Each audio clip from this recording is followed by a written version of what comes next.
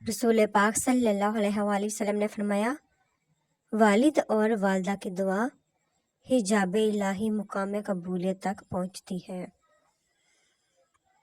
مشورہ ایک امانت ہے۔ رسول پاک صلی اللہ علیہ وآلہ وسلم نے فرمایا، جس نے اپنے بھائی کو کسی ایسے عمل کا مشورہ دیا جس کے متعلق وہ یہ جانتا ہو کہ بھلائی اس کے علاوہ دوسرے میں ہے، تو اس نے اس کے ساتھ خیانت کی۔ امام جعفر صادق علیہ السلام نے فرمایا، جس کی زبان صادق ہے اس کے اعمال پاکیزہ ہوتے ہیں۔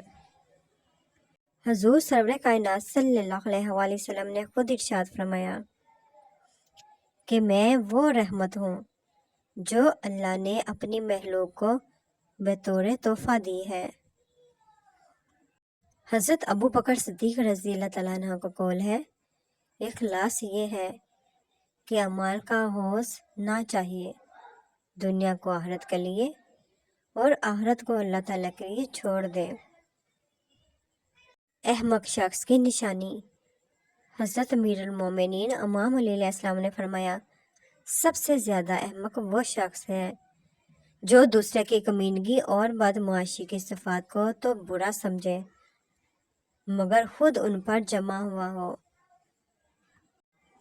امام جعفر صادق علیہ السلام نے فرمایا، جب بھی تمہارا بھائی تمہارے گھر آئے تو یہ مت پوچھو کہ کوئی چیز تو نے کھائی ہے، بلکہ جو کچھ تمہارے گھر میں ہے اسے پیش کر دو، کیونکہ سخی وہ ہے جس کے پاس جتنا ہو پیش کر دے۔ حضرت امام حسن علیہ السلام نے فرمایا، ہم اہل بیت رسول پاک صلی اللہ علیہ وآلہ وسلم کی محبت گناہوں کو ایسے جاڑ دیتی ہیں جیسے ہوا درخت سے پتوں کو جاڑ دیتی ہے۔ حدیث نبوی صلی اللہ علیہ وآلہ وسلم، جو گھر کے اخراجات اور غربت کے خوف سے شادی نہ کرے وہ ہم میں سے نہیں ہے۔ امام محمد باقر علیہ السلام نے فرمایا، جو شخص نیک نیت ہو اس کا رزق زیادہ ہوتا رہے گا۔ اے انسان، اگر تو خدا کی پرستش نہیں کرتے تو اس کی بنائی ہوئی چیزوں کو بھی استعمال نہ کرو۔ حضرت عثمان رضی اللہ تعالیٰ عنہ۔ نبی کریم صلی اللہ علیہ وآلہ وسلم نے ارشاد فرمایا، کیا میں تم کو تمہاری بیماری اور دوا نہ بتلا دوں؟ سن لو کہ تمہاری بیماری گناہ ہے اور تمہاری دوا استغفار ہے۔ حضرت علی رضی اللہ عنہ نے فرمایا، اس دنیا میں تم بھی مہمان ہو اور تمہاری آرزویں بھی۔ ماں باپ کی قبروں پر جانے کا حکم اور اس کی فضیلت۔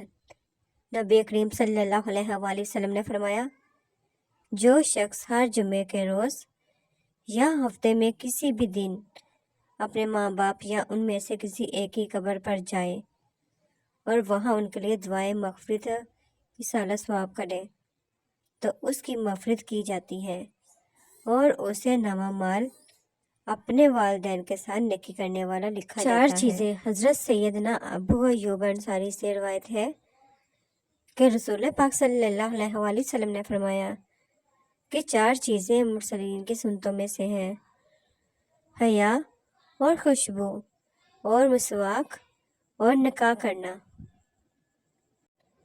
سیدنا زید بن ثابت رضی اللہ عنہ فرماتے ہیں کہ آپ صلی اللہ علیہ وآلہ وسلم نے فرمایا، جس آدمی کی فکر و آخرت ہو اللہ تعالیٰ اس کے امور کی شرازہ بندی کر دیتا ہے، اس کے دل کو غنی کر دیتا ہے اور دنیا ذلیل ہو کر اس کے پاس آ جاتی ہے۔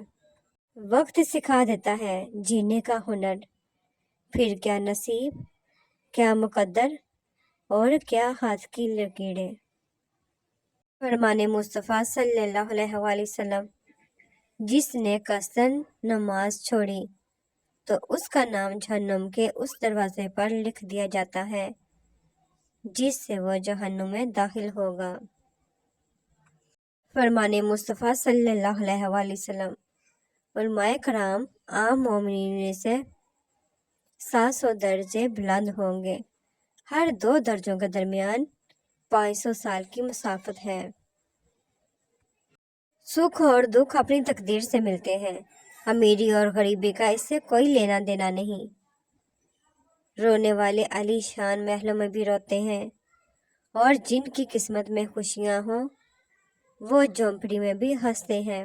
نماز میں سستی کا انجام، اس کی عمر سے برکت چھین لی جاتی ہے، اس کے چہرے سے صالحین کی نشانی مٹ جاتی ہے، اس کے کسی بھی عمل کا اللہ پاک اجر نہیں دیتا، اس کی دعا آسمانوں کی طرح بلند نہیں ہوتی، نیکوں کی دعاؤں میں اس کا کوئی حصہ نہیں ہوتا۔